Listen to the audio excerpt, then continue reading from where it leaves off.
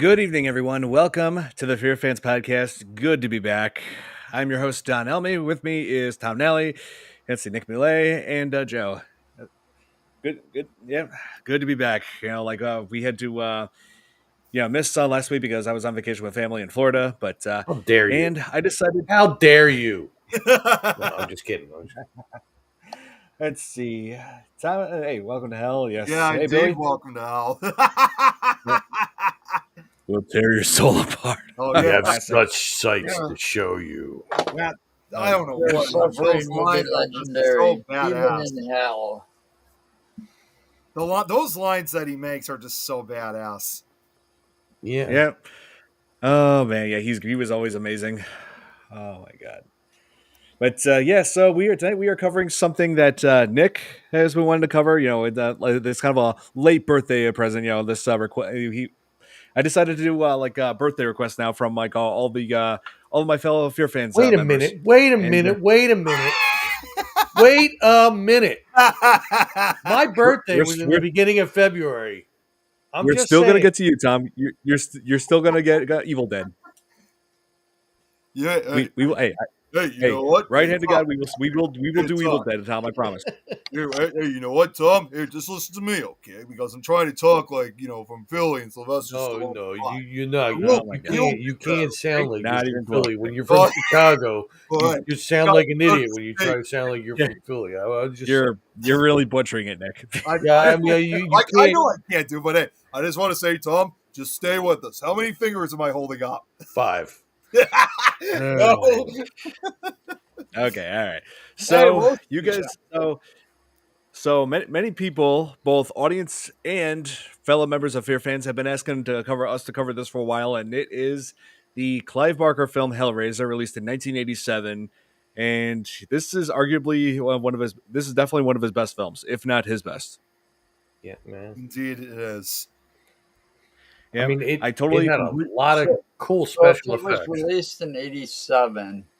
Yep. Yes. I saw it in 88 on HBO then.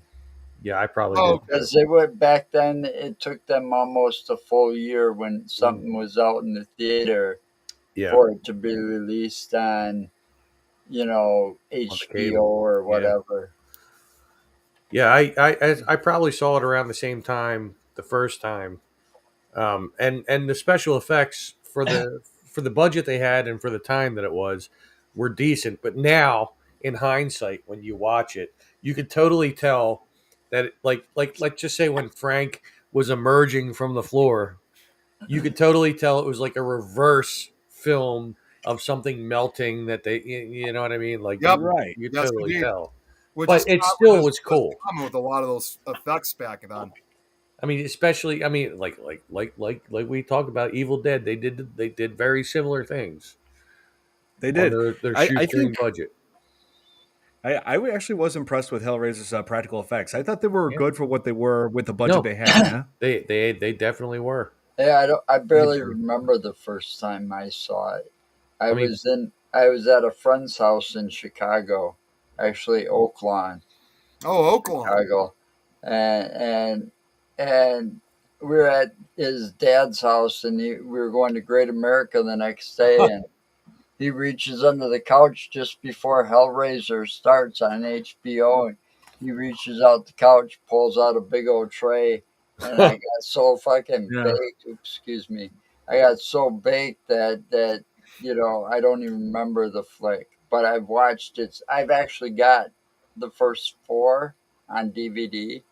Oh, Now- nice. Oh.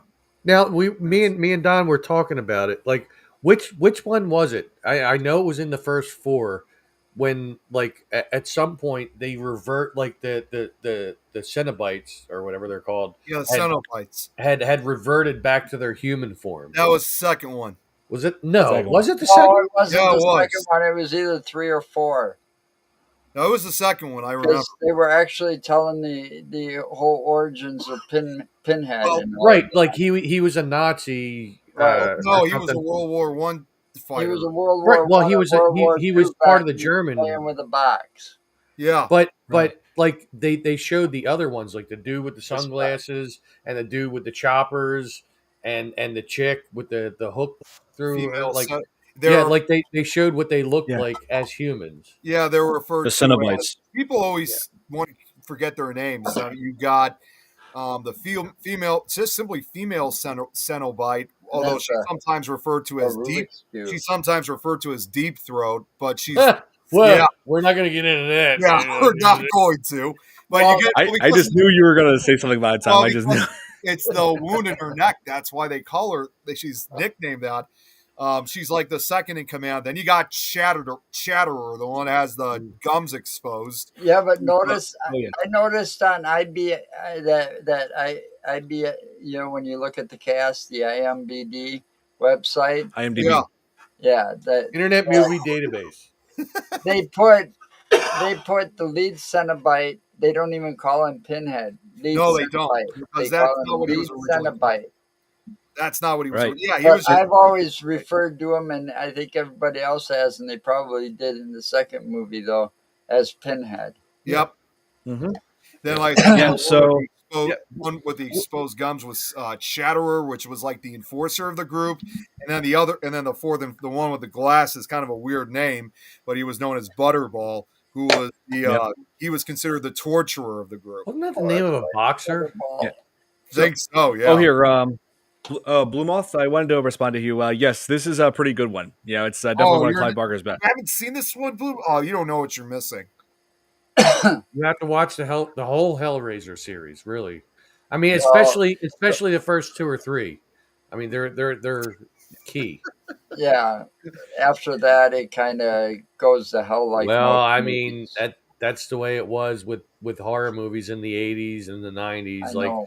it's like three was the mecca for all of them, including Nightmare on Elm Right. Street, because that was Well, four was Yeah. pretty much, I would say, the last true best one because that was also the last one that Mhm. had Clive Barker's actual involvement with it. After Right. that, he was no longer involved. So the Right. first two will always be the best. The second two, they're still good, but not as good as the first two.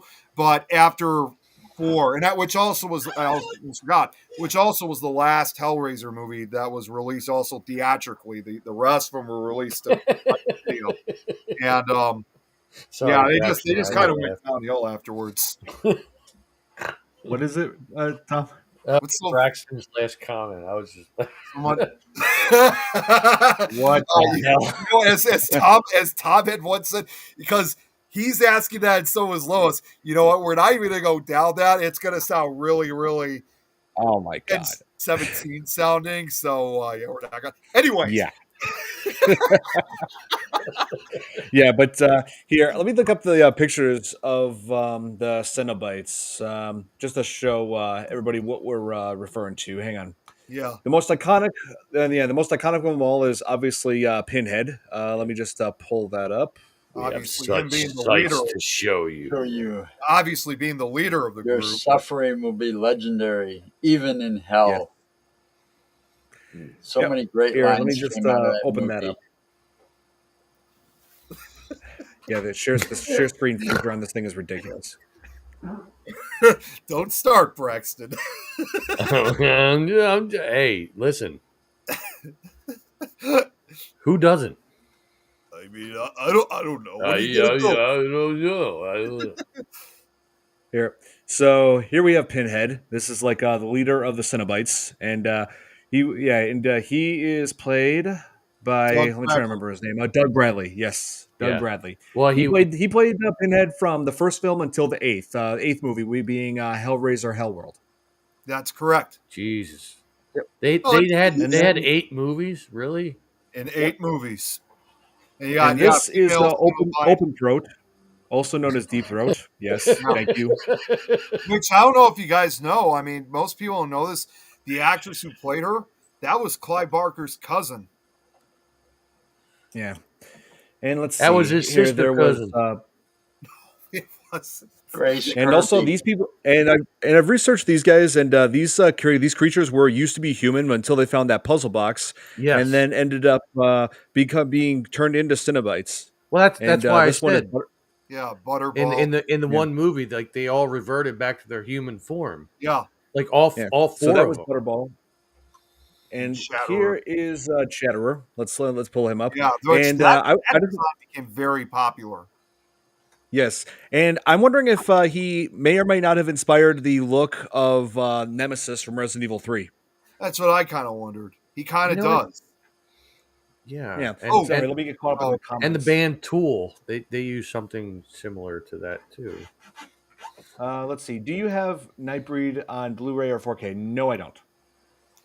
I don't have that one. Yes, for I do. some Let's watch it reason- now. there you go. I was gonna say for some reason I couldn't see anybody. Now it's changed back. Okay. I still All say right, Nick looks so- like he's in like deep sea water with the green. It's I don't know. green.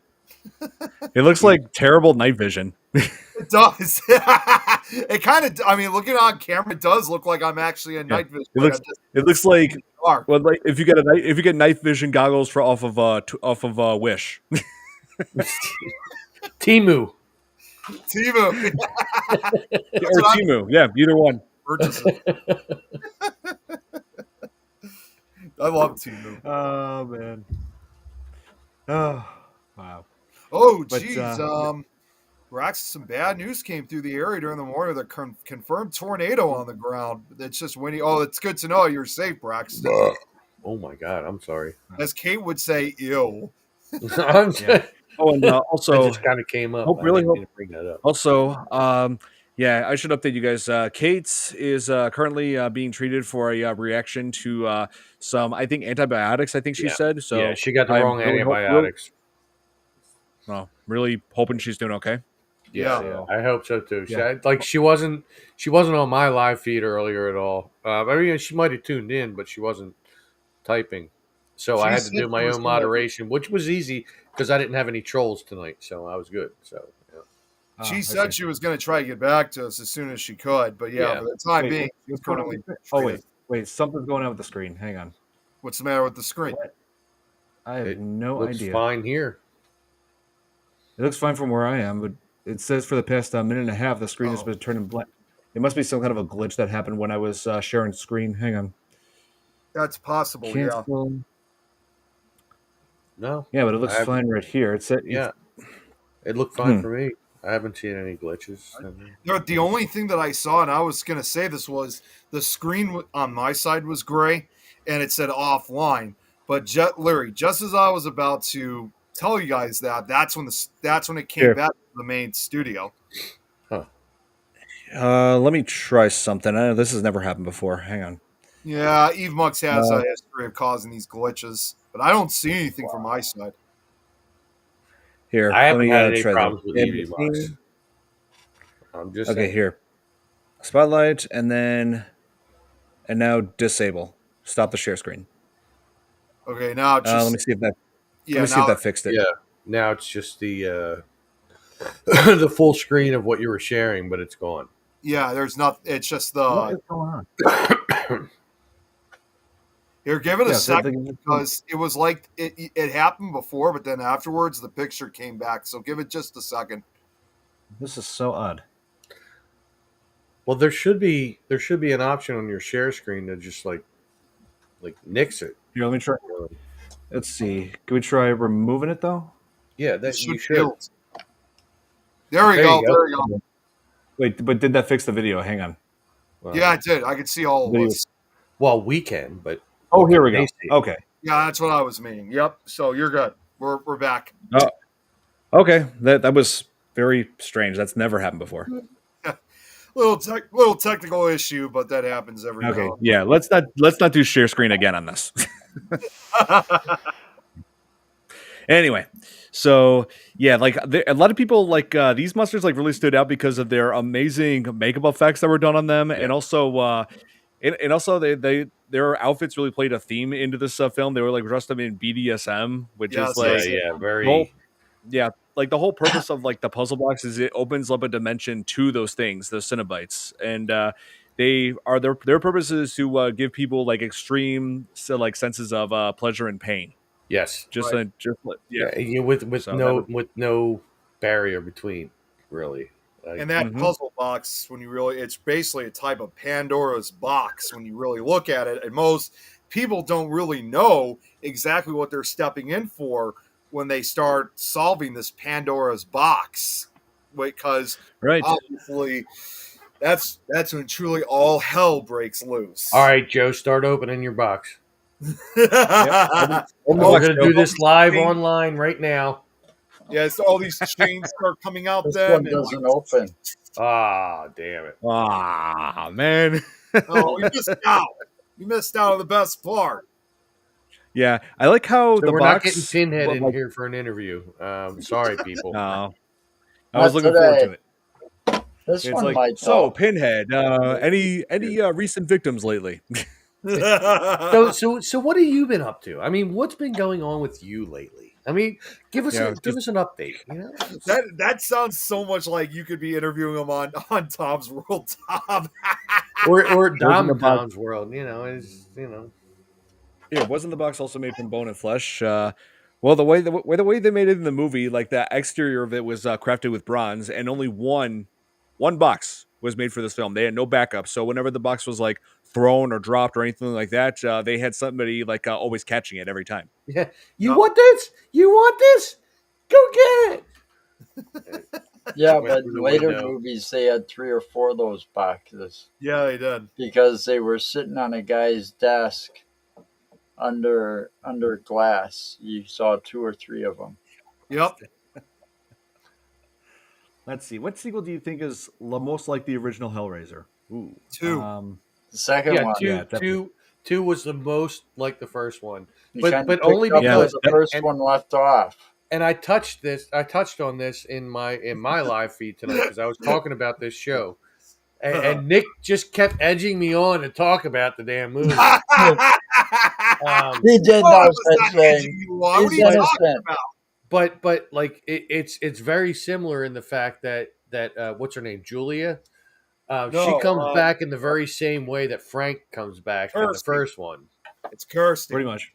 Yeah, Kirsty and No, the actress Kirsty is the Oh, daughter. It was Julia, No, that's the Julia daughter. is the girlfriend. Yeah, it was Julia. Yeah, Julia and Julia. Yeah. Jewel. Okay, I'm thinking of Don't okay, you're try to right, mess me Julia. up, she didn't man. really come back the I'll same come mess way you up, because man. she came back. If Yeah, I'm come on, not man. mistaken, she came back because of blood on the mattress or something. Right. She Yep, came pretty much. the same way And that Frank came back. his was his brother's blood spilled on that On the floor. attic room floor. Yeah. So it wasn't exactly the same way. Well, I mean, it was more similar than Yeah, it was the very other. similar. Yeah, I can see know. that. And And it wasn't even like, in the same house anymore. Well, Yep. but Yeah. the same door was in that movie. Like Yeah. that front door with the stained glass on it, that was in the second one. Like when yeah. when Oh, here, when- Bloodlines. I'm Oh. sorry, guys. Okay, I haven't seen Bloodlines. I have seen 1 and 2. That's all I've seen for Hellraiser. I got to see more of them if we're gonna keep. The third and fourth ones are good. They're not as good as the first two, but they still stay up there because again, a Clive Barker's. Oh, that's the other thing too. From Hellraiser 3 and beyond, unlike this is another reason why they really stand out from the first two, was that when they started making Hellraiser 3 and beyond, it was no longer a combination of both, because the first two were basically both a British and American film. And Right. when they made 3 and beyond, it was just focused here in the US. It was no longer a British production after that.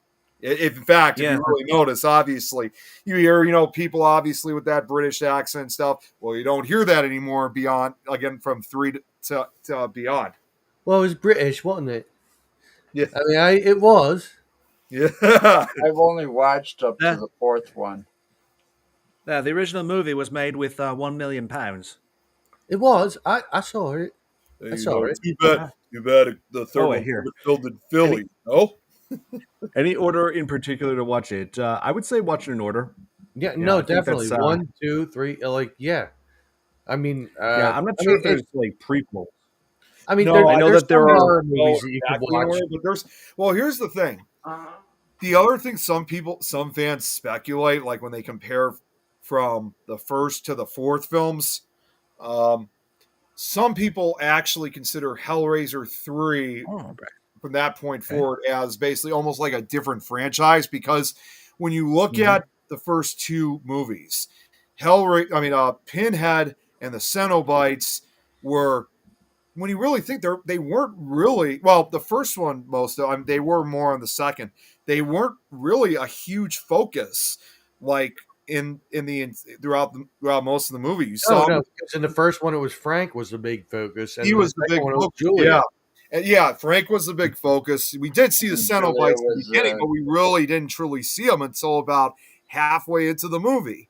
And then once you got to the Right. second, they had a more they were more frequently showing up, and Well, yeah, and because you of got to see their dimension too, yeah, which Oh, yeah. was but because of the success and the center, I mean, attention surrounding Pinhead, that's when he became the main focus from the third movies onwards, which is why they didn't really include the other three Cenobites, even though a lot of fans would have liked it. no, they And were there. They were there. no, they weren't. They weren't there after the second movie, because Pinhead kind of does have a different mentality from Well, three. but Three. like the one I said where they showed their former human. Well, that was in the second one, but Right. but the third one, ironically, they do actually give more background to just Pinhead's background. Right. in the third one, there And, was definitely a couple of them in there, There were new Like- Cenobites. like the chopper one, and like because he was in like a few of them. yeah. Well, Shatterer, yeah. Yeah. It wasn't necessarily the same Shatterer, but it was a similar character. I mean, come on, you're splitting hairs now. I mean, I I don't know what to do. mean, it was the same character. Yeah. Oh, here. I wanted to bring up this comment here. It's funny I was going to bring up Maximum Overdrive, Sniper. See, That was like when Emilio Estevez, wasn't it? yeah, when Clive Barker was like disappointed with like his work and being adapted to film, he was like, you know what, I'm gonna write and direct. I'm gonna do this myself. That's how it. But like when he was like writing, like Stephen King actually claimed Clive Barker was like the new face of horror. Like he loved his work, and so Clive Barker has also done a great job with making his own movies based on his own work, which is more than I could say for Stephen King when he at one time directed a movie based on his work, and that was Maximum Overdrive, the Yeah. one and only Stephen King himself directed. And That's pretty insane. That was the truck that had like the Green Goblin face on the front. Yep. yes, Yeah. yes, I Maximum actually Overdrive saw was that in the theaters. That with was my a good grandpa. movie. yeah. I mean, it was all right for what it was. I just consider it more silly than scary. Yeah. You know? Yeah. Yeah. And Well, but I do mean, like how it that had sums up the '80s horror films. I mean, Yeah. really. I mean, Yeah, so it had Machine Charlie was Sheen- taking over. Yeah. So yeah, like you said, it had Charlie Sheen's brother, Emilio Estevez, and I like how it had Yardley Smith just a few years before she would begin her role as Lisa Simpson. You know, Oh my God! Really? that Oh my movie God. though also kind of predicted the future in a way, because technology is taking over the world at the It moment. is. I mean, Oh, look, yeah. when you go to the grocery store with a self checkout, hey, I should be getting paid for that shit when I go to the Yeah, right. grocery store I to am check doing myself somebody out. else's job and Right, I'm paying the store prices for it. Like, what the right. hell? But Hey, I Thomas. mean, it's taken over, but in a Oh, different who way. just showed up? Chris. Hey, Chris. How you doing? Hey, been a Hey. while. Oh, I'm How you awake. feeling? How you feeling? Oh, thanks for joining, Tony. That's good. Good. Yeah, Yeah, it's good to see you back. yeah, it's great to have you on here, man. man, this is the first time I saw you on a live feed in a long time, man. Yeah, We missed you. self-driving cars. Self-driving vehicles. Yeah. Yeah, they got Yeah, that so pretty now, much- too. Yeah, pretty much Teslas. Yeah, but Yeah. here. This Simon brings up a good comment. I thought Hellraiser was called Hellride. Well, when Hellraiser was being adapted to film, like it was based on Clive Barker's like novella, the Hellbound Heart. Yep. Hellbound Heart. But yes, but wanted that the studio wanted that changed because they thought that Hellbound Heart would make the movie sound like a romantic. You know. Yeah, no, But, Hellraiser has much Yeah, better. but- of a- But Clive Barker does claim that in some way Hellraiser kind of is a romantic film, just like a dark take on it. I mean, where Julie just is sacrificing men to restore the man that she loves. Right. So in Brother, some the twisted brother of the way, man she married. Yeah. right? Yeah, I mean, you talk She's not a about slut at all. I swear to God. Just saying. No, but Frank, however, was definitely a deviant. I mean, Yeah, He he was was a a bad criminal. boy. He the was guy, a bad the boy. guy, I get it. I mean, the guy had a figurine of of a couple getting intimate. Yeah. Well, yeah. He I was mean, It's, also a detail. criminal. I mean, he would kill anyone that yeah, but crossed. wasn't that also he a was. pipe, if I remember You right? know I what? think It looked. It did definitely look like a pipe. I will say that, and I thought the same thing when I was watching it again tonight. I was like, "Oh my God, is that a bowl? What the hell?" Yeah, I But was watching it this morning, but it I had doesn't. occupational therapy come in, and Yeah, it doesn't so really look like a bowl. It just looks more like a statue. Like the more I looked yeah, at it, it was like a little figurine. Yeah. but you could definitely see the Oh, penis of the one going inside the other one. I'm just saying. oh my god. Well, listen, Yeah. I So didn't make the damn thing. I'm just commenting on it. You know? Can't argue, as Rick would no, say, 3D can't printed argue meat with that. with the Yeah, no- yeah, you can't. wait, 3D printed meat? What? What? Yes. No way. Yeah, Come it's on. like flavored. Yeah. Yeah. I was Flavored reading about it while I plastic. was in the You hospital. know? My Yeah. God. Yeah, That's I will not crazy. eat 3D printed meat. Head on my was like, oh my god. I Lame. want to eat beef and pork. Oh Jesus Christ. Okay, but oh I You I want just to eat forgot something. meat? Can I go back to your earlier comment? Oh, what's your earlier comment? About There were many. eating meat. Oh, well, Oh my god. But listen, you yeah, know, I forgot to bring this up earlier. So yeah, we've already covered Clive Barker film before, or adaptation. It was Candyman, and I will say this: the reason why I bring this up is because I watched the Academy Awards, and I was disappointed that in the memoriam where they go over all the actors and actresses and or anybody who worked in film in Hollywood yeah. had passed away. Tony Todd was not shown there. See, this wow, is why I don't, to be honest with you, this is why I don't watch the Oscars. I don't watch them because they don't remember certain figures, especially in the horror film industry. And I'm sorry, but it just, I just lost respect for it. So I well, didn't watch it the other night. the problem is in all of these award shows, it doesn't matter if it's music, movies, whatever. Things have become so political in them, and if they find out that somebody voted for somebody that they didn't like or they support somebody they didn't like, they don't talk about them, and it's stupid yeah, it's because that like way. all actors, all singers, everything, they should all be honored, you know. It's even And Yeah, that way in really. wrestling now. Again, you know, like what they, I mean, Robert they De Niro came out and said the same thing he said 4 or 5 years ago when he came out for the. It's just like, dude, just stop making these things political. Just do them for what they are. You know, like Yep. for the Oscars, for the Emmys, for this or that. Like whether it's music, movies, TVs, or whatever.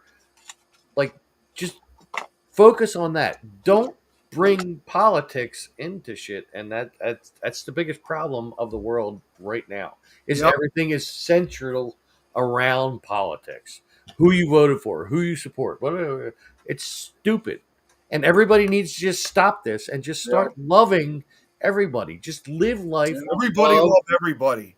Just live life and love and Yeah. stuff You because know, there's nothing that we can do or say. oh, There's nothing we can put up on our Facebooks or our Instagrams or whatever that's going to matter for anything.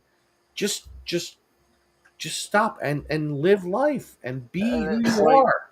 somebody That's once said that like hate,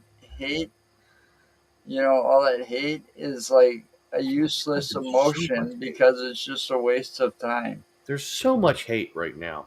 You Like Yep. know, There is. people are unfriending people. People are you leaving know, their family members and stuff like that for stupid shit, and it just needs it. Yeah. Just you, stop. you use more energy hating people than you do liking and accepting them for who Yes. they are. Just live life, Yeah. be happy, love your family, love your friends, and move on and with life. accept people for who they are. Yes. What It's difference that does it simple. make? It's their choice. It's that simple, but nobody can do it. Yep. We all. Yeah. But yeah, Anyway, Tony so All yeah, I right. was gonna say, Anyway, Tony so Todd, yeah, he so should've- anyway, So it's funny, Hellraiser. yeah, yeah, I forgot. I wanted to mention the effects in this. Mm. Let's see, the effects on this were, I thought, way amazing, especially like when Frank was like shown each stage of his regeneration Yes. after he yeah. had absorbed the blood from I somebody, mean, and those effects were done by, I looked them up. It was done by Cliff Wallace, who had done effects for other films like 28 Days Later, Hellboy 2: The Golden Army, and also Wow. he also co-created a short horror film that I saw on that I did a reaction video to for Crypt TV years ago, and it's something that Crypt TV actually reached out to me about. No lie. Really? wow. Yeah, here. One please video that I made about a couple months back, and they said always up for more of these. And yeah, they're right. I need to check out more of their videos because these are they're really fun to watch. And so I said, sure thing. I'm thinking about checking out The Birch, another one of their short horror films. And they said it's one of our best. So yeah, I'm definitely gonna take their word on that and check out The Birch. Got the video loaded up right here. So Yeah. and let's Yeah, so it's true. Years ago, they reached out to me and just wanted me to just react to more of their work, and I had been doing that. I Yeah, gotta I ask, mean, man, how old is that? How old is that clip of you? That video Yeah. this is 6 years ago. Oh, Yeah. okay, so 2019. Actually, it's getting closer.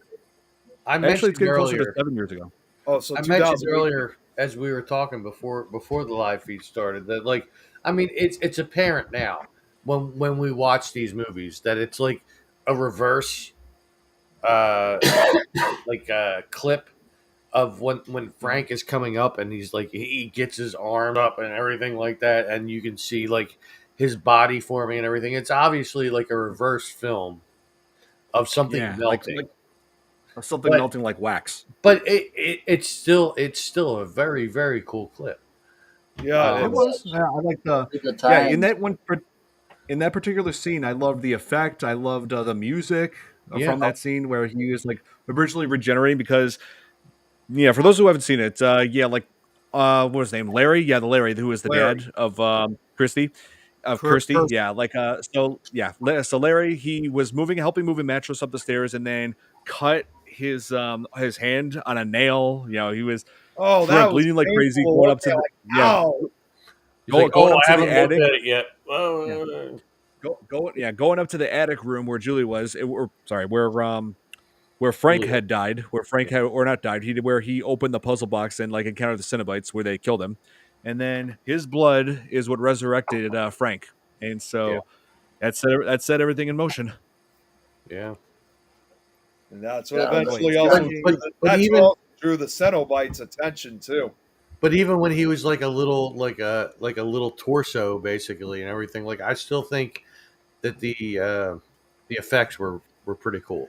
well, Yeah. yeah, I thought it was pretty cool too because I kind of liked how when he was just starting to come out of the wood, and stuff Yeah. and form, and you saw his skeleton, you saw that little piece, that's neck, and Yeah. it kind And of then crawled connected to the brain. Yeah, Right. And They- that was jeez. that was Well, definitely it's like- reverse footage. I mean, you I could mean, clearly but- see like when you first yeah, see but it was very, still like, cool. nothing but No, it definitely he's literally- was. I mean, like before his transformation, it's like he was literally nothing more than just bones and a couple of organs, and Yeah. that was it. Right. A couple little feelers coming out like Right, Oh, right. yeah, Billy. The effects were done Surprised by. you watched the movie. There was cockroaches in there too. Oh God, Yeah. I forgot about Billy. The effects were done by Cliff Wallace, and I've watched some of his work in the past. So he's done some pretty good stuff, especially for Crypt TV with the Birch. Yeah, love watching that, and again, it was awesome seeing Crypt TV themselves reaching out to me for more. So. But yeah, this movie, Hellraiser definitely did have a bug and a rat fetish because it showed like cockroaches and crickets getting it, or maggots. Sorry, not crickets, Maggots. maggots. Well, he did Yeah, show crickets too. inside The of old guy, the food. guy in Inside the of old shop food. ate the crickets. And, Oh Yeah, yeah, that was sick. you know, some people Yeah, are but saying some that. people do that because some people consider that a delicacy. well, it's protein. Oh Yeah. yeah, Yeah, there are. in And there's Australia, actually some people who said the guy that the person that played the homeless dude. Supposedly, there's rumors that are going around that was actually Clive Barker himself, but I think Clive Barker has said that was not him. That was somebody else. oh, it was just a rumor then. Okay, Yeah, but I don't think he actually yeah. played that role. Like, he would have admitted it if he did. And I wanted to mention, like, the whole cricket thing. It actually is a delicacy in Australia. They actually do have chocolate covered crickets. If Oh, yeah. we had Yeah. Robert and Nikki here, they would confirm that. Well, I mean, Yeah. What's up, Tom? you can get chocolate covered ants here in America. Oh You god. know, it sounds, you know what? That sounds like a Philly. yeah. You can get chocolate covered cockroaches. Hey Nick, That I've said it before. That guy that you were talking about, the homeless guy, The Emerite, yeah. he was they've got him under the credits as a derelict, and he was credited by Frank Baker was credited as playing him. Oh, okay, okay. What were you gonna say, Don? By the way, Oh yeah, I was. Let's see. I don't know. it was What were something you I gonna was say, saying. by the Tom, way? dude. You said you were gonna say something, but then Joe said something. Oh, let's see. Let me scroll up to the comments. Yeah, no, I forgot what I was gonna say. Yeah, it'll come back. Yeah, so like, yeah, there were scenes where the cockroaches and maggots covering like old rotted food inside of the house. Like, it should be mentioned that Frank, when he was alive before he had like the puzzle box, he lived like an absolute slob. You know, on Yeah, top he of did. being on top of being a sexual deviant, he was an utter slob. His whole play, was a everywhere he squatter. went, there was a mess. He was a squatter, basically. Yeah, he was squatting Well, in he was. his old family house. Yeah. You get fried scorpions. Oh man. Oh I don't- God, Okay, that I don't know I will about that. not eat that. I'm good. Vanilla covered roaches, Nick. Nope, I'm good. And Nope, he only likes the rattlesnakes chocolate covered and- ones. I'm not. Oh man, yeah. Again, like as you said, Tom, and you He would never know if you just gave him a chocolate. as like you covered. said in one of your videos in Sylvester Stallone's voice, I'd be like, I'm not gonna do it. I can't. Just be live. Listen, I mean, you can't do the voice. I mean, Yeah, I mean, you're- you try really hard to do the voice. But I just remembered. I just remember what I was gonna say, Nick. Yeah, Yeah. like I'm pretty sure if better hope that Sylvester Stallone never watches this because I'm pretty sure he's not gonna appreciate you mocking his speech impediment. I mean, I mean, when he watches this, I mean, he's gonna say, again, like, listen, I he's mean, gonna say, now I gotta ask. I mean, now, why would he be watching your show? no, look, You never know. Well, I mean, look, Hey, you got a hey, guy, hey, you put got it a on guy credit. from Philly on your show. So I mean, he might watch it. He might not watch it. I don't know, but he'll be like, listen, that guy Nick, he doesn't know what the hell he's doing. I mean, I'm just saying. I mean, that guy Tom, he's got it. He's got the Philly accent. I mean, maybe it's because he's from Philly. I don't know. I mean, that might be it. I'm just saying. You gotta do what you gotta do. Oh my No, ain't nobody gonna do what they gotta do. Oh my god, you seen this? I was Roach watching- insects movies. Yeah. Oh, gross! Oh wait, I got one. There was a video that went viral years ago that I watched from this. They used to be a couple. They're not together anymore. This couple that did pranks on each other. They were called Prank versus Prank. That lived in Philly. And their names were Jesse and Gina. And one of the biggest things that Gina has always hated was bugs. And so Jesse bought these what was it? Not cockroaches, crickets that are edible crickets, like taste like onion. And he put one inside of her meatball. He put one inside of her meatball when they had like spaghetti meatballs. Oh Here. God, no! Prepare, Oh no! prepare to laugh. Oh, we're gonna have to watch it. What? Nick. That's a stereotypical Philly girl. She was That's how they get them filmed. she, she was pissed. That's a good time to make that Oh. what type sound. She was so pissed. Oh, I'm sure she was. I don't blame her. I would be too. I don't want onion flavored fucking or freaking. And well, cricket. hey, she got him back in all sorts of crazy ways. One of them involving a snake because he's definitely afraid of snakes. Oh, Yeah. But Eating snake is good. Snakes. what's wrong? Snakes are cool. Hey, oh, as Rattlesnakes? Bud I would say snakes are cool. no, they're not. They No, taste they're good too. What? I need Disgusting. to go grab another beer. Real quick. I'll be right back. Eating snake? No way. Oh, or unless you're watching like that scene from Indiana Jones Temple of Doom, the snake surprise. Snake. Why is it got to be Yeah. snakes? Yeah. Like lots of people No, I actually just- point out that lots of people actually point out that dinner scene, referring to it as culturally insensitive, like since it's like poking fun of Indian delicacy. Oh, Yeah, but I just want to throw that out there. But anyway, but it's delicious though. Oh, yeah. Some people say I should try alligator, like or no, well, like Braxton was telling me before, like yesterday when I was on the live stream that alligator's a delicacy. But I'm like, Yeah, they I are. don't know. I like alligators, but then again, I do like cows, and we eat those anyway. Yeah, that's a Right. pretty big popular thing down in Louisiana. And then, of course, Okay. and in fact, we used to have somebody that we don't work with anymore, but not necessarily food. It was just kind of more of like a trophy or something. He was selling alligator heads. I mean, that is popular in the South. You know, Yeah, like it is. celebrating yeah, stuff. they He was got selling. He was selling alligator heads. They even Right. got alligator boots too. I'm not. Yeah. Yeah, I'm pretty sure they do. Yeah, they So- do. Did you had alligator, Joe? Yeah, Yeah. I was gonna ask you I've had who's your all favorite. kinds You know, I've had all kinds of weird stuff because where I went to school, they did a thing for a whole year where you had to try different foods from around the world. And if you refused without getting a permission slip from your parents, you got an F F. Oh, for the geez. day. So Man. I've tried some weird shit from around all kinds of, all kinds of countries. So what were you going to ask, John? Yeah, I was gonna ask what everybody's favorite Cenobite was, but I'm pretty sure everybody's gonna say Pinhead. So I actually Yeah. liked the female Cenobite because again, she was the second in command. And you know, it's interesting if you notice too, she's the only one that also, aside from Pinhead, that speaks. And neither does Chatterer or Butterball. Although I found out, interestingly, that originally all four of them were supposed to talk, but the actor who played Chatterer, obviously because his gums were so extended, it made it almost impossible for him to speak. So they just left him wordless. And then Butterball, in the other case, the teeth that they put into his mouth, it made it very hard for him to speak. It gave like these weird slurs, like when he was talking.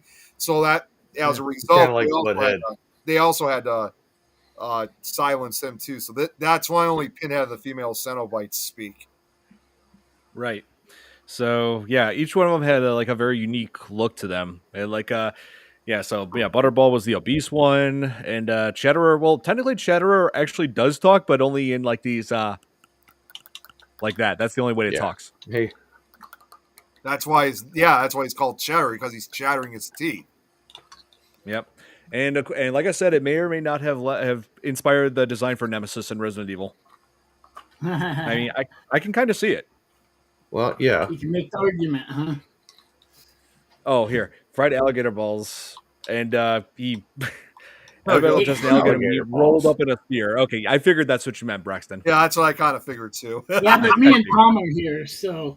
You said alligator balls. Oh yeah. Exactly. Oh yeah. I've encountered an alligator in the wild before. I don't know if I told you guys. Did you see his balls? I know this story. Yeah, I was 12 years old. I was in Florida, Sarasota. I was at a pond where there actually was a wild alligator living in that community. Like, I guess they were supposed to get rid of it, but they just couldn't find it. I threw a stick in the water, and it just went up and just gnawed on it. Holy wow. crap. It must have thought it was food, which indicates that people had been feeding that thing. Yep. Well, of course. Yeah. All the Okay. disappearing puppies, you know where they went. Yeah, yeah. I was about to say, you sure it seems nice to feed it in the wild, but then it feeds on your dogs. Yep. Yeah, exactly. Or Yeah, you. so Yep. Yeah, or or you. or some little kid. Yeah, yeah.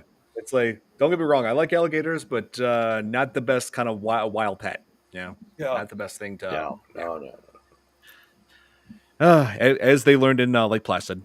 Well, I mean, it was crocodile Lake Placid. I mean, but anyway. So, yeah, like that.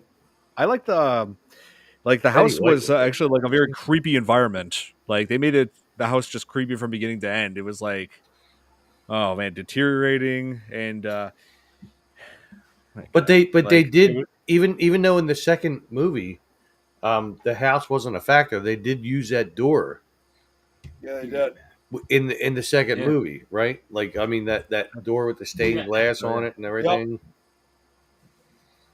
So I mean, they right, did make a reappearance of sorts. Another thing to point out too, I'm surprised we haven't talked about, like, in addition to like what you were just saying, Don, about the Cenobites, like how they have, a different appearance from one another. Let's not forget also they were not the only inhabitants of hell. There was also the monster that unfortunately only got to saw twice. There was that monster that Yeah, tried yeah. chasing. That monster that had like the head that was like down on the Yeah, it was bottom. down had the like a oh scorpion Yeah, like tail. a scorpion's tail kind Yeah, of Yeah, well, thing that going that on. was simply referred to as the engineer. engineer. Yeah, I thought that was like the worst monster of the whole film. It looked pretty cheesy, Yeah, and also when you look at certain points of it, if you look at the low and like on the floor, you could see like the cart that was being used to push it, yep. When they were to push showing to push the he's animatronic. chasing Kirsty, yeah. push. Yeah, real good. Yeah. And they say basically that in spite that it's in the same realm, it's not considered a Cenobite itself. It's in a way, and hence the name the engineer is that it basically creates some of the weapons that the Cenobites carry. So in a way, it Mm. really, when you really look at it, and it's also, and yes, despite of its appearance, I think they said part of it was originally human. So you can kind of say this was probably the oldest being of any type to have lived in hell, and in a way is kind of like not only just the OG, but more importantly, it's kind of almost like a leader in a way. Yeah, Like, Yeah, it's almost like a it I can high. was kind of see that. it was kind of like a precursor of the second movie, the doctor Oh that yeah, died. Mhm. Like it was like a precursor to him. Yeah, I mean, when you think about it, I mean, that thing definitely had been around before the Cenobites, because when you think about it, the Cenobites were originally human, but once they've toyed around that backs, they were chosen to be turned into Yeah. Cenobites. You know, Oh like yeah. in a way, when you really but look back at the in each Cenobite's history, you could tell that these were people that probably lived within the past 100 years at least. Because, like I said, probably. with Pinhead's background, it dates back to around World War One. Yeah. And either way, it almost goes for I'm almost 100 years, I should say, probably at least the last 80 years, I would say. But the engineer, Probably. on the other hand, though, it's probably existed for thousands of years.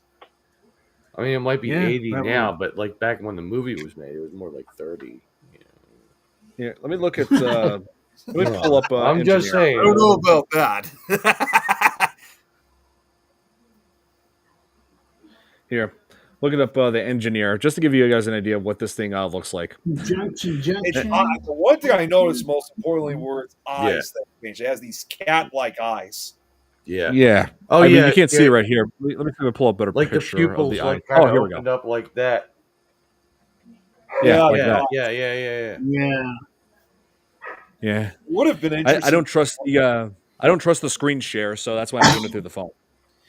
I often wonder what it would have been like because you only saw the engineer separate from the Cenobites, and almost makes you wonder what would have been what it would have looked like if you had the Cenobites and the engineer together in one room or something like that. But then again, I could see why they couldn't include, in this case, all five entities because, like I said, unlike the Cenobites that were played by actors, the engineer was like a mechanical Yeah. type. I mean, Yeah. it was And yeah. I So doubt that's they had probably why they didn't include the engineer with the Cenobites then. and I don't think they had the budget to include them all in the same scene without because the engineer was like I said, was a pretty cheesy effect Not Well, only yeah. that, compared to it just compared would to everything else in the film.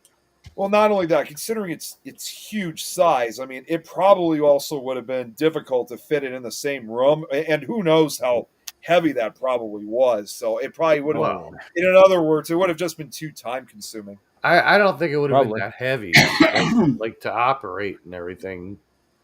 I mean, the thing was probably like it was up off of the ground about like what, like 4 or 5 feet. Yeah, about Or, three or well, four. we'll say we'll take 3 or 4 feet. I was gonna say at least 3 or Probably. 4 feet off the ground. That was where the head was, and then it went up and around. So it was probably about like I don't know, like 6 feet tall.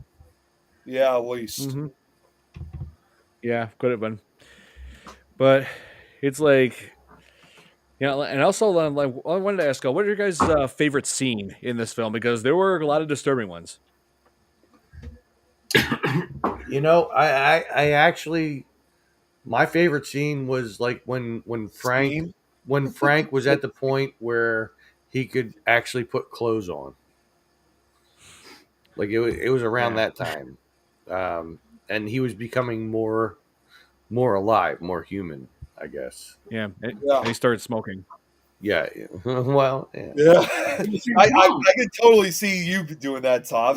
Who, me? No. Yeah. I would never do it. Yeah, of course you would. You know that. No, not me. Yeah. Never. It's like, yeah, it's also heavy. It's also I believe it's also implied that that Frank was just kept on going through like he was in serious pain because he didn't have skin. So imagine like Right. having no Well, skin yeah, on your feet and just walking. your nerves are Yeah. exposed. Well, it and he was going Yeah. through all the stages, like where now I can Yeah. feel my nerves, and now yeah, I can so it feel probably this. hurts like hell. Yeah, I imagine it hurt like hell for him to even move. I mean, think about it. You have no skin on your feet, so you're walking around, you're feeling all that on your feet. Oh man, That's seriously, basically that like was when you're at your most vulnerable. Let's pretty just much. I'm just saying. Yeah. And Nick would Yeah. know because he's been there. Yeah. Well, There's only well. one. Oh my All god. right. What's that, Well, Chris? you prompted me to do it, so I. So and and I also got- to be and yeah, so I'm trying to remember that. Let's see. I'm trying to remember that one scene. I'm sorry. Oh yeah, where Julia like brings the first victim home. Like it makes it seem like like the guy's gonna it makes it seem like the guy's gonna score, but nope. Julia just brought him there to hit him with the hammer. Like that's the one murder weapon that she has, a hammer. But the Yeah, first that time was that she really- did it, yeah, yeah. So, but anyway, the first time that she did it, it was like the most like impactful scene where like as far Yeah. as the killings go, because like Claire Higgins really sold that scene with the "oh my god, I actually killed somebody" Yeah. like acting. But then Yeah. by the second or third one, it's like, oh wow. You know, Yeah, it's like, I'm used to it now. I'm bringing my lover back. I'm Yeah. making him. They I'm could have used making him regrow his skin. They could have used something other than a hammer, though. You know, Yeah, she they could. could have switched it up. A hammer for Well- the first one, maybe a crowbar for the second one. Well, at the Always very something least, to hide. Maybe a baseball bat in there. at the very least, you could have turned the hammer around and used a claw. Yeah. Yeah. I'm That just- could. I could've thought been that effective, myself. Like whenever she was Hey, hitting Jeremy. them Jeremy. with Hey, the blunt, Jeremy. when she was hitting them with the blunt and the hammer, Right. it's like turn it around, use the claw. You know, you'll I mess would've with Nothing their wrong with brain. hitting a blunt. Come on, Tom. I can't believe I'm about Yeah. to say this. But Chris, you guys are going to definitely like this. That's probably the extreme version of, damn it, Beavis. I thought we were going to score. Oh yeah. Jesus. And I just looked up Claire Higgins to see if I had recognized her or anything more recent. And the most recent thing she was in was playing a bit part in Ready Player One. Oh, Yeah, really? she played the main guy's neighbor in the opening scene. Oh, my God. How did I miss that? She was just Wait a trying minute. Yeah, it was There was it was a brief. lot going on in that movie. Oh yeah, I love Ready Player So One. many Easter eggs, and I still keep finding more. Yeah, Don showed that to me too. There's a lot of Easter eggs, and I still haven't caught up to every single one of them. Wait, I just thought of something. What if the puzzle box had been used in the Oasis in Ready Player One? And like They you know how should they have. like, you know, like, all There you sorts of go. different weapons. They should have like, would the incorporated a Ceno- lot more horror. Good thinking. yeah, would the Cenobites have worked alongside them to take down the Sixers? Throwing They, out the chains with the hooks on them. listen, Yeah, exactly. imagine Pinhead in a cart for like Mario Kart. Like, Yeah. Well, hey, they brought Chucky into it, so why Yeah, not? I was Yeah, just he gonna did. say. Remember how they reacted when Chucky got thrown out of the DeLorean? Oh, let's not forget Freddy Krueger too. Yeah. well, I mean, And Jason. can't I saw forget Jason Freddy. there too. Jason too. Yeah. Yeah, I just love all those references in that film. Like all those Easter eggs, and I recognized just about all of them. Yeah, and Yeah. and Yeah. every time you watch, you're gonna find a new one or two. Yep. Yes, you do. And And I also they love had The that. Shining in it. So. I love that. That No, I was- love that movie awesome. because of my True. age. You know, I know a lot of that stuff. I had a lot of that stuff. Yeah, me too. You know, I grew up with some of that stuff. Me too. Yeah. Well, Tom. Same. I mean, I am 50. I was gonna say Tom right, grew up with 50. different type of stuff. I'm actually older than 50 now. I'm just saying, you know. Yeah, it's you're been 35. it's been a month past He's my over birthday. the hill. I mean, I'm mean, not as Get old over as the you. hill now. I mean, hey, Yeah, I I'm mean, you beyond are. that. I mean, you are 35 in dog years. And I do live in a van down by the river. Yeah. I Oh, thought, and we, I went, thought we upgraded that to a semi truck. Right. Listen, then I had sooner or to later it's expand, going to be you know? upgraded to a. Let's be honest. Then sooner or later it's going to be uploaded to a Tesla. right. And so yeah, we mentioned Chucky. I wanted to mention the actor who had played Frank, or no, it was no, it wasn't Frank. It was Larry? Larry. Yeah, Larry. Yeah, I was trying to. Yeah, I sometimes I'm mixing up Frank and Larry. It's ridiculous. But the actor who played Larry in this, Andrew Robinson, he was also in Child's Play 3.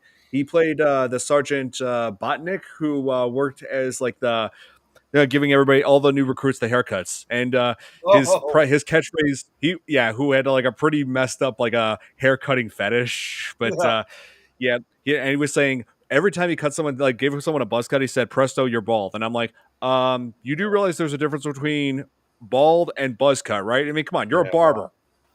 But that Really? that guy was in a lot of movies back then too. Yeah, it was. You know, I mean, Let's see. Oh, I want to look like up. he's one of those guys that like when you see him, like, oh yeah, I know him. He was in Hellraiser or whatever, and it's like Yeah. you don't know his name.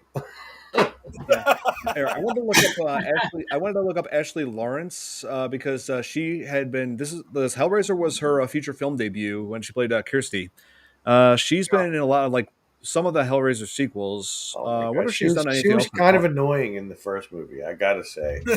It's like, listen, if you weren't such a nosy bitch, you wouldn't have come across the box and all this other shit.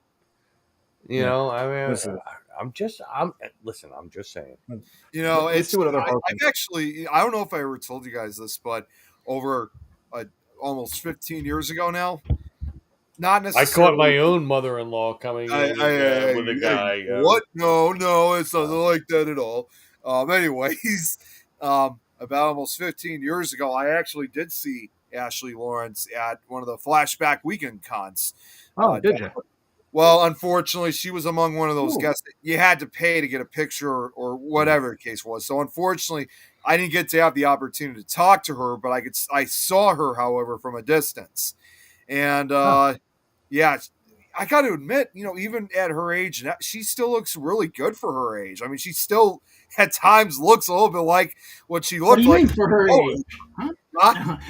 Yeah, what the hell do you mean by that, man? I mean, you saying we're old now, people that are in that generation? I mean, I'm just saying. That's just a polite way of saying it. I don't know, man. I just don't know. Ashley Lawrence did a Coors Light commercial. Oh, nice. Here, let me look up. That sounds let like me look your up her- type of commercial, Tom. Yeah, let me look up her IMDb. I wonder what other horror films she's been in. Let's see, Hellraiser, Oh, she's Hellbound been in 2, a few Hellraiser other 2. stuff, but Let's see. not Wait, what is this? Mikey? What is Mikey. A this? Coors The Light hell is commercial. that? That's a horror film. See, Hillary, oh, he likes everything. here, Hey, here I'm Mikey, reading it. he likes it. Seemingly sweet and innocent little boy causes murder and mayhem in his new child in his new neighborhood and falls for Wait, the he's teenage girl next door. Hey, Don. Watch Huh. party. I don't know if you No. noticed, but she also had made an appearance on one of the episodes of the second season of Creep Show. Ooh. She was in Creepshow. Yeah, the pesticide one. Yeah, I Yep, do remember and seeing she her. was also in some other movie that was called Lurking Fear from 1994. Oh, it's based on an H.P. Lovecraft. Oh, it's by Full Moon Entertainment. Huh. Yep. She was in Okay. Red, Yeah, 2008. I guess I don't. Yeah, Creepshow had a lot of people in there. Is there Yeah, any they had a particular lot of reason why those icons. people are chosen? I wouldn't be surprised that she Oh, was on. Blue Moth. Oh, Blue Moth. I think the reason why certain people were chosen to become symbiotes, if that's what you're talking about, I'm pretty sure like the people who became or not symbiotes, Cenobites. I said symbiotes. Cenobites. I don't know Yeah, I why. was going to say Cenobites. symbiotes. I Cenobites. yeah yeah that's. I was playing Spider-Man 2 earlier, so yeah. Yeah. Anyway, those Symbiote. Cenobites. Yeah, but if the Cenobites that used to be human, I'm pretty sure they were like people who were pretty sinful and just came across the box to experience the ultimate in pain and pleasure, and they just ended up becoming. They were just chosen because of because of the way they lived their lives. You know, they were full of sin. They were like, hey, like you know all about being bad, so we're just gonna make you into these hellish creatures. Well, Yeah. I also found out, I did some research on the background of the other Cenobites. Like I said, we know that Pinhead was a former World War One soldier, but for the other Cenobites, for the female one, turned out she was formerly a nun that Oh, obviously took a dark turn. Valak. Oh, Balak. wait. Oh, Balak. Balak. You're good thinking. No, she was originally a nun. I don't remember the rest of the story for her. And then for Butterball, he was a guy who I guess there was another reason why he's called that was he was an obese guy, who did eat a lot, but also took pleasure and pain as well in some way. And then Chatterer, get this, you don't really know this until the second movie, but Chatterer, despite his appearance, he's actually supposed to be a teenage boy. He's like supposed to be the youngest out of which goes to show that So braces, maybe. even though it looks like the box and the Cenobites only target adults, that's not fully restricted. It can even go as far as basically turning kids into it's not restricted. Kids that somehow do manage to take a dark path of their own of pain and pleasure, they still could become Cenobites themselves. So it goes to show it doesn't really matter how old you are. It could turn you as Cenobite at any age. At any age, as long as you play with that puzzle box. Well, not only just the puzzle box, but if you actually delve into like a lot of the dark arts, into a lot of that pain and pleasure itself, they think it's almost like hell itself. They think that you're good enough to be a good Cenobite, regardless of your age. They would bring you right in. Right. Mhm. Oh, Brexton. Yes, I wanted to bring this up on the podcast as well.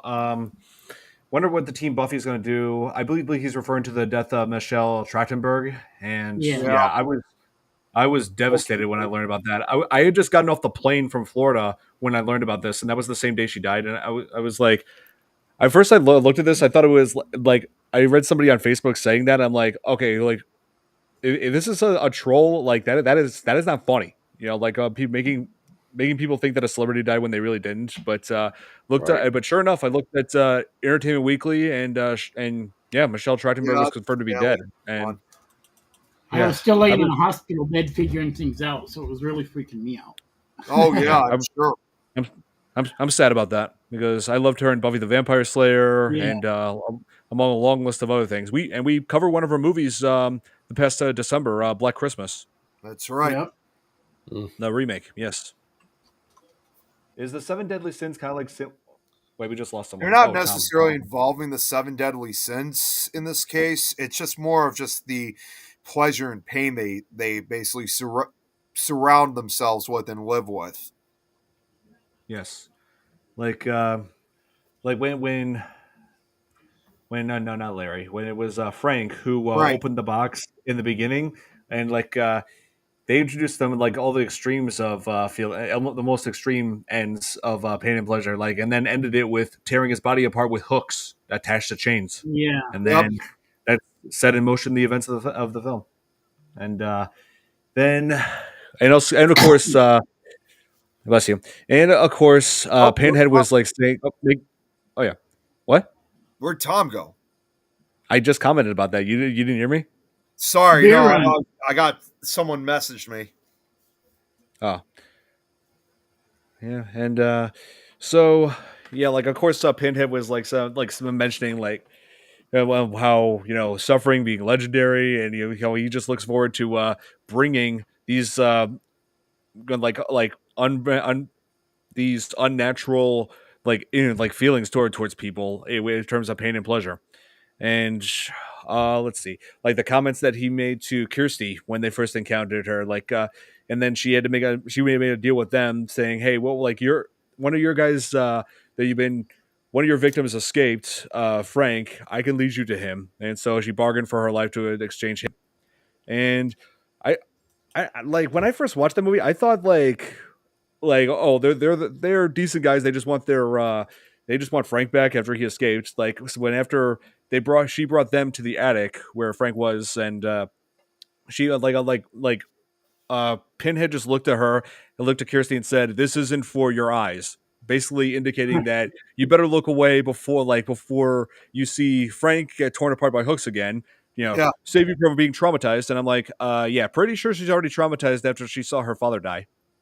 So yeah, but Oh, then it turns out to be not true, though. It turns out they were still targeting her even after they got what they wanted, because Pinhead and the female symbiotes confronted her like as she Cenobite. was trying. Yeah, female Cenobite confronted her as she tried to leave the house, and Pinhead was saying, "We have such sights to show you."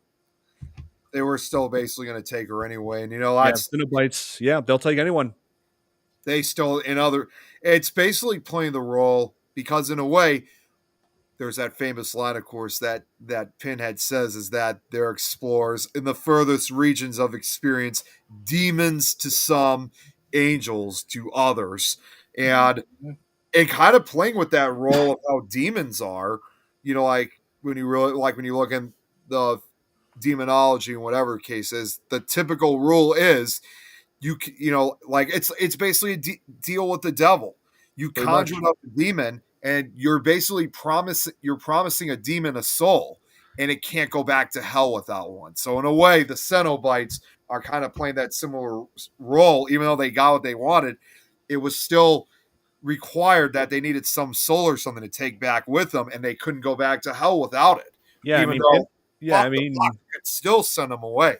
Yeah, I mean the Cenobites, Pinhead and the Cenobites, they just consider themselves neither good or evil. Like Pinhead said, we are demons to some and we are angels to some.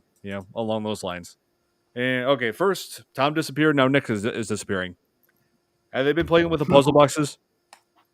Right?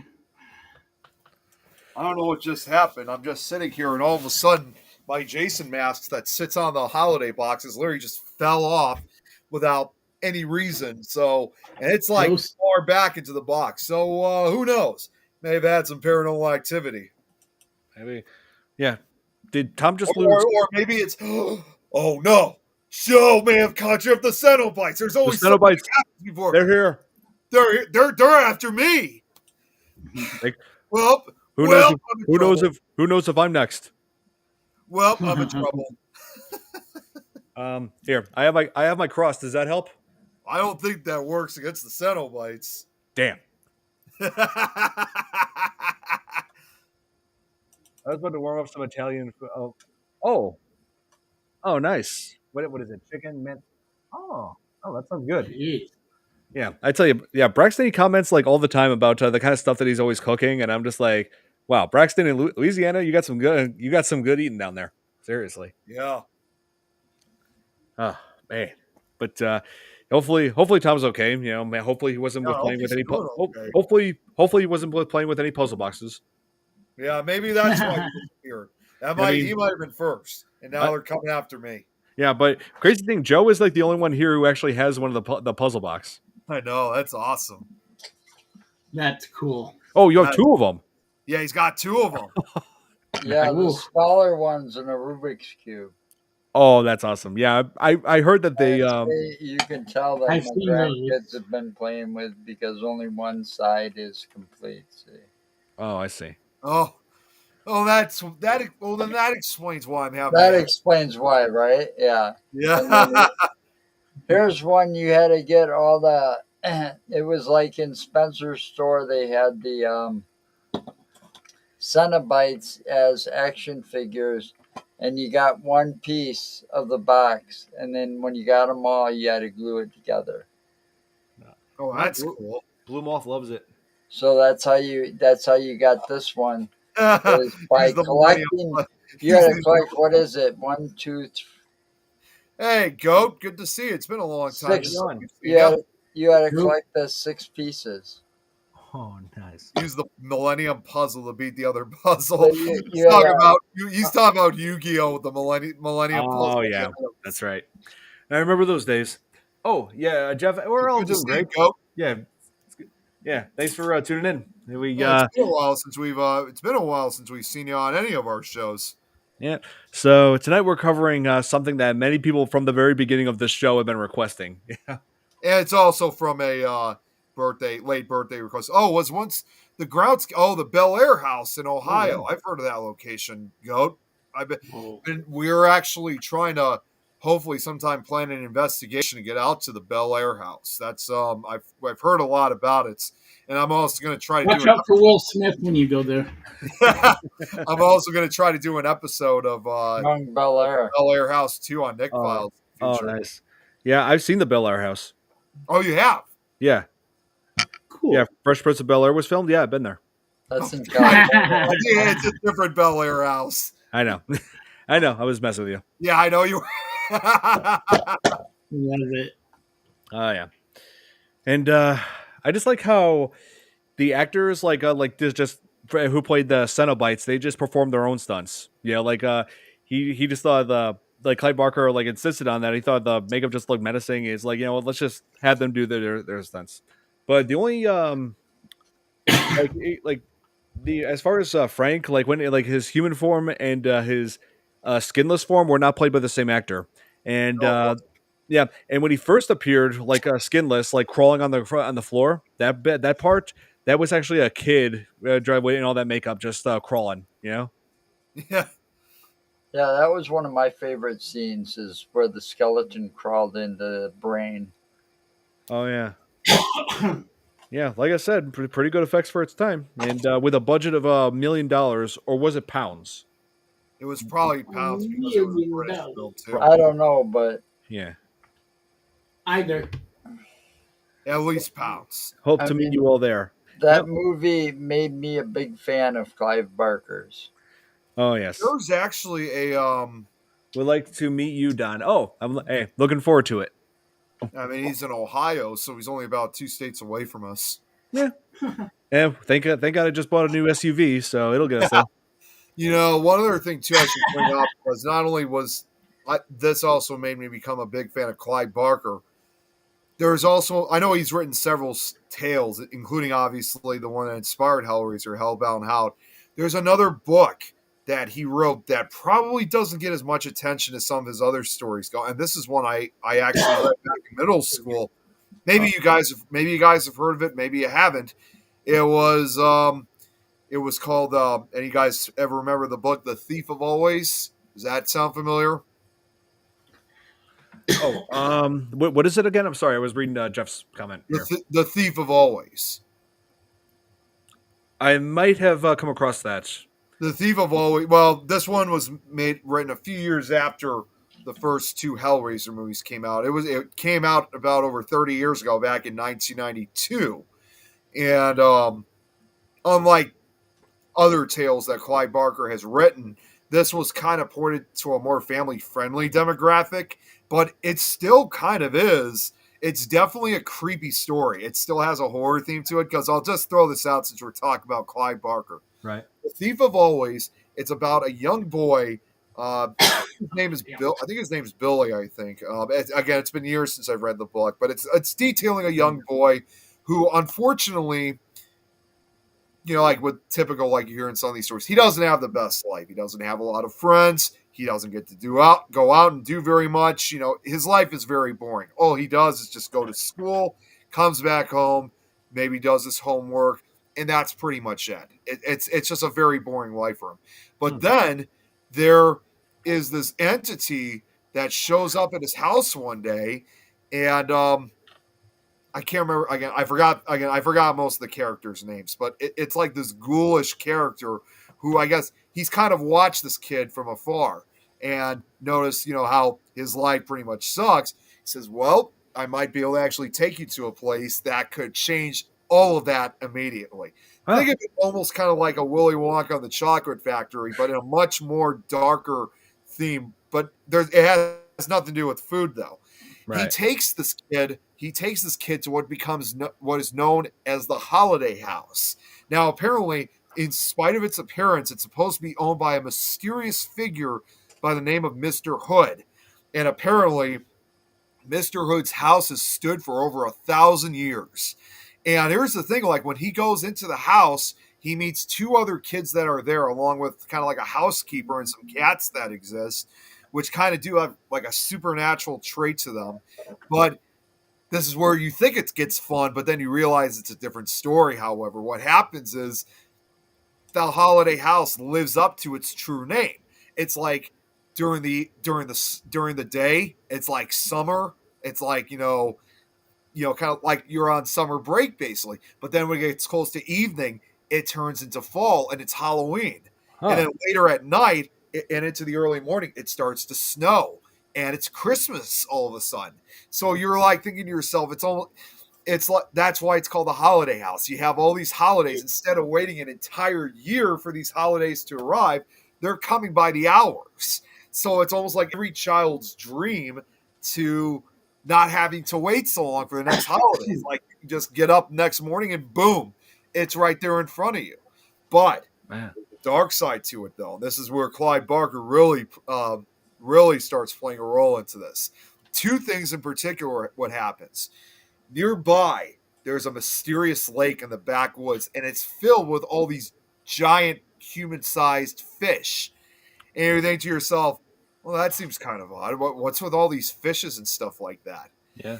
And again, there's no movie, so I can't really spoil it. But you later find out those fish were once human children that inhabited the Holiday House, and they either had stayed for too long or they turned into these fish when they tried to escape.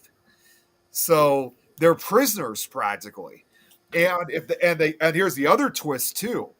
There's a mysterious fog that surrounds the Holiday House that acts almost like a force field. Somehow the main character manages to escape, Right. and doesn't turn into a fish, but he uncovers something even more darker. When he goes back to his hometown and he comes back to his parents, he finds them elderly. They're old. Oh man. That's when he suddenly realized that every day that he has been spending time in that house, an entire year has gone by. Oh So my. meaning that if it was 20 days that like it doesn't affect the people inside the house, they're still at their age, but anybody outside the fog beyond the house, the whole so like if you spent like 20 days in that house, yeah, it was 20 days for you, but beyond 20 years had passed. So that's why these holidays were going so quick because it was the years themselves. So, Wow. Clive Barker, he just does such a great job He with does. and there are other supernatural entities that they do encounter along with a monster. And for the last 25 plus years, they've actually been trying to make an adaptation of this film. There were many proposed dates of when this was going to be made, but they kept pushing it back. So this is probably the most popular Clive Barker tale that has yet to have ever been turned into a movie. Development hell. It's been in development hell, and I don't know what it is. It just has a really good and here's the ultimate twist. You do encounter they do encounter Mr. Hood, but he's not what you think he is. Because here's the weird part: he's not. They never actually find him. Well, but yet you still hear his voice. It becomes obvious. Mr. Hood, he's not in the house. He is the house. Kind of like almost like a inspiration too for that movie Monster House when you really think about Probably. it. Yeah. So yeah, Clive so- Barker just does a great job with his stories. Yeah. So, yeah, I guess we should wrap this up by talking about the ending of Yes. of Hellraiser. So, yeah, so Kirsty is escaping the Cenobites and is closing up the puzzle box, like destroying or not destroying the Cenobites. They can't be killed like that matter. It just sends them back to their dimension. And they manage to escape the house, and the house still has like glowing windows. Yeah, there's all these swinging doors and just like all this crazy stuff going on. Yeah. So somehow I feel like the house was haunted even before that puzzle box entered the picture. But so then Kirsty decides to throw the puzzle box into the fire, and even when that happened, I was just like, "Yeah, it's never that simple," with these things.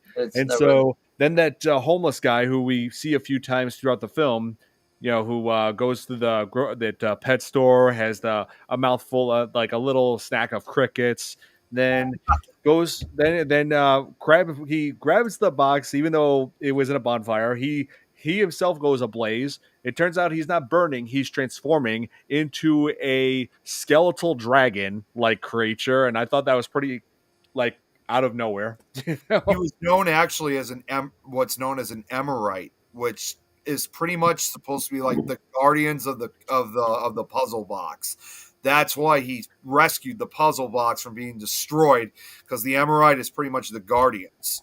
I see. And that's the reason why you don't see, even though it looks like it should have been, again, with the ranks of the Cenobites, unlike the Cenobites, along with the engineer, which, in a way they confront in groups, the Emerite, on the other hand, is an isolated being. X is a lone wolf. X is a lone wolf. Yeah, acts as a lone. Yeah, basically, it acts like the box's eyes and ears in a way. Once the box had conjured up the Cenobites, the Emerite has no other role to play but to watch from a distance or sense from a distance. That makes sense. Oh, Thomas, yeah, Kate is not here today because she's had to go to the emergency room to because she had a reaction to some antibiotic medication or something like that. So I'm sure we'll hear from her soon. I'm hoping she's doing better. Yeah, hopefully. Yeah, but yeah, it's but yeah, that's what the Emerite plays a role. That's the only other entity, by the way, when you really think about it, that does play a partial role in some of the other Hellraiser movies. Yeah. Yeah, I'm sorry, guys. It's okay. Yeah, but I thought that effect was pretty cool. Like the person being on fire effect. Like those stuntmen who do those in movies, have themselves set on fire. That's insane. Like we see them on fire for like seconds at a time. I've seen like a stunt where a guy was on fire for like 15 seconds. That's a pretty long time. Yeah, and they have to have like something protecting themselves from getting burned alive because that can go wrong in some ways. It can. I've seen it happen. One other thing I got to point out too, speaking of like harm to entities and stuff like that. Yeah. The scene where Kirsty sends all the Cenobites back, as well as the engineer. There was one thing that didn't make a lot of sense she sent almost everybody back except for Butterball because she was about to attack from behind with her boyfriend. Yeah, about to attack, I think Steve was his name. Yeah, I think that's what his name was. And yeah, we never see him. We never see Butterball again. Like, she didn't even bother sending him back. But some people believe that most likely because of the debris that crashed on him, either one of two things could have happened. Either it could have caused him to be basically sent back in another way, like he could have just vanished. Or the other possibility too was Kirsty probably may have used it off screen, and we just didn't see it occur because he's back in the second film without explanation. So I would assume either the debris from the house falling on him basically desummoned him, basically sent him back in another way, or I think Kirsty just sent him off camera. Probably. So, I just looked up the actor who played Steve in that film, the boyfriend. Robert Hines. He died 10 years ago. Oh, what happened to him? I can't. He See. died. Pay attention. No. Yeah, he Well, I died. know he died, but what happened to him? I know. I'm just messing, man. Let's see. October 23rd, 2015, heart attack. How old was he? He was born. He was the same. He was born the same year as my dad, so 1958. So 50. That He makes was- me feel a little better. yeah, he was like late 50s. Okay. Yeah. So, man. That was about my dad's age then. Yeah. And Tom McNicholas's age too. That was the same year he was born. Oh yeah. And so yeah, rest in peace, Robert Hines. And let's see. Let's see what I want to take a look. I know that that's Doug Bradley hasn't been played. Hasn't played Pinhead in a while. I just want to look and see what he's done lately because I know he hasn't. He's still acting. Let's see. He's looks like some like lesser known. It looks like he's still doing horror, but like he started a movie called The Exorcists, like plural. Oh, it's an it's an asylum knockoff. I knew it. Asylum, not. Oh God, if it's Asylum knockoff of the latest Exorcist movie. So yeah, I knew it. I thought you meant I thought you were referring to the company named the Asylum. I am. Oh, it is. Okay, yeah, that's if it's something involving the Asylum, as we all know. It's anything that's from anything that is from that production company is just a big waste of time. The only thing that was ever good from the Asylum, to be fully honest, was the TV show Z Nation. That's the only thing that they did was that was good. Oh man, Did you ever watch that? no. Oh, I think you would like it actually. Don. Oh, wait, actually, he did play he did play Pinhead. He voiced him in that game Dead by Daylight. Oh, really? Okay.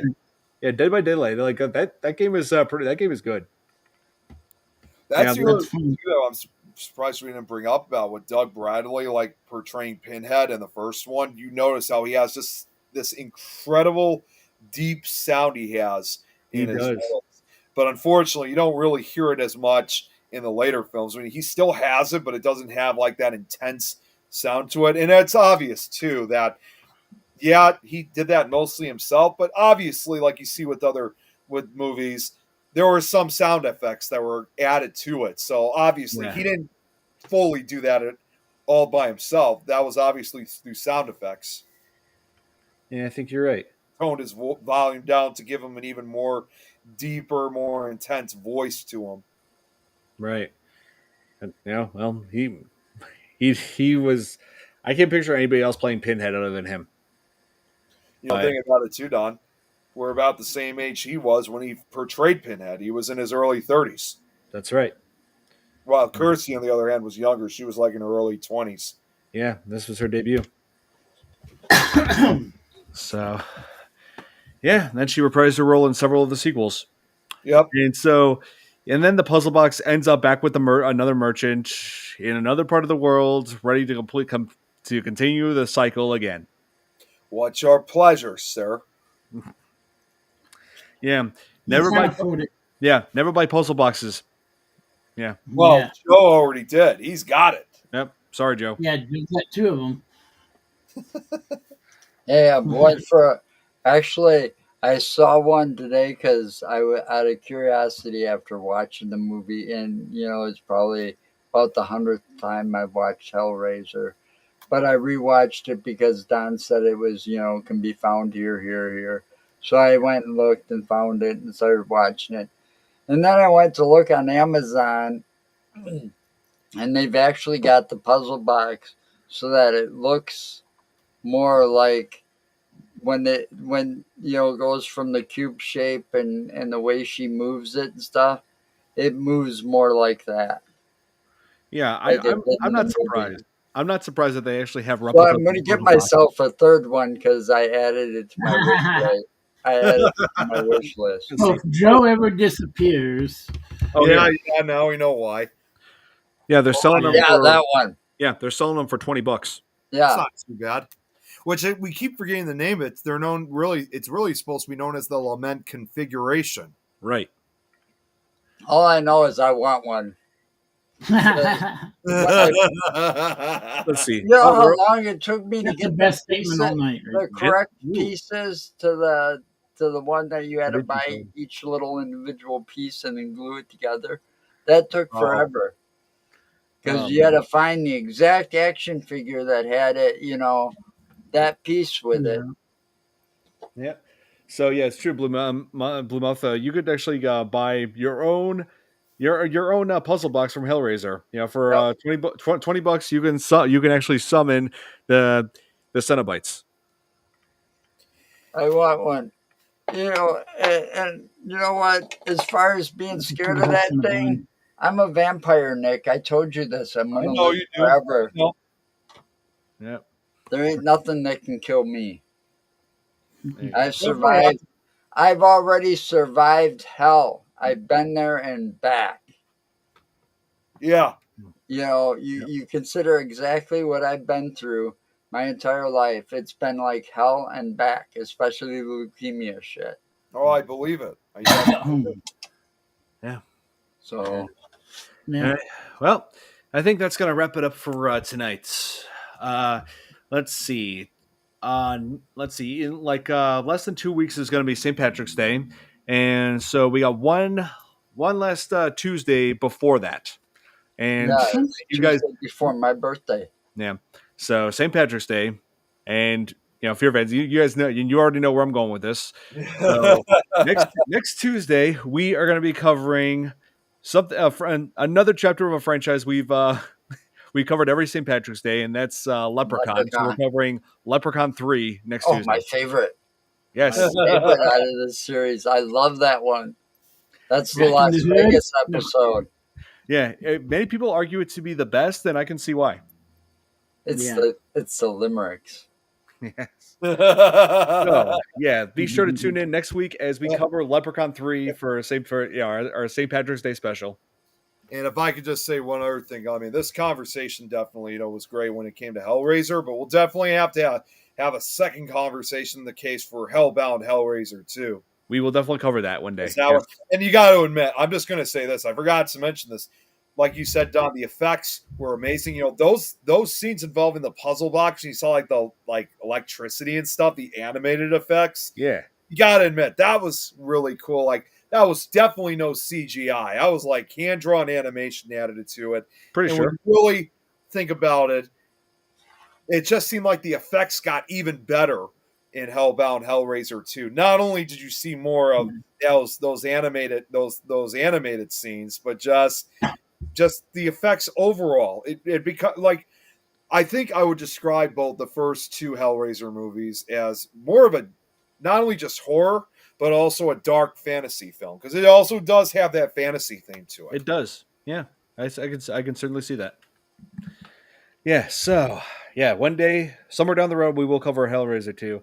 Also, one thing I want to do soon, I want to get back into covering more Friday the 13th movies, because we still got to cover those and Freddy versus Jason. Oh yeah, yes, right. And Jeremy said he wanted to join us if we covered Jason X and Freddy versus Jason. That's his favorite. Yes.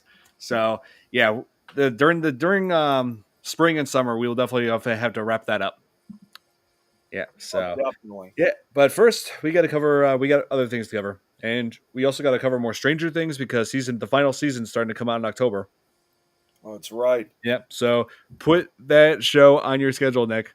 Well, I might be able Yeah. to watch it this week, because I don't go back to work now until Saturday. So I might actually have some time to. I mean, right now I got to get, like I said, as soon as I get off here, I got to get to the St. Patrick's Day decorations. But as soon as I'm done, I got some open time to probably start watching some of it. Yep. Stranger Things season 3. That's the next one we're covering. And yes, Thomas, I got the notification that the new Daredevil show is on Disney Plus. I'm gonna be I'm gonna put it on my big screen over there. Gonna start watching. Yes. So that's gonna be it for this edition of the Fear Fans podcast. Like I said, be sure to tune in next week as we cover Leprechaun